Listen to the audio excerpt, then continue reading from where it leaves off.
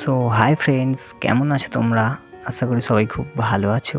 তো আজকে আমি নিয়ে চলে এসেছি একটা realistic drawing, water colour on paper. তো আজকের পেপারে আমি যেটা ড্রয়িং করতে চলেছি সেটা জাস্ট দুটো চোখ, যার মাধ্যমে অনেক ভাবনা, অনেক অনুভূতি প্রেজেন্ট করা হচ্ছে, যেটা বর্তমান সমাজের সাথে রিলেটেড। সো দেখো তোমরা ড্রয়িংটা যে কতটা রিয়েলিস্টিক হয়, আর ড্রয়িংটা কেমন লাগে অবশ্যই তোমরা আমাকে কমেন্টে জানাবে।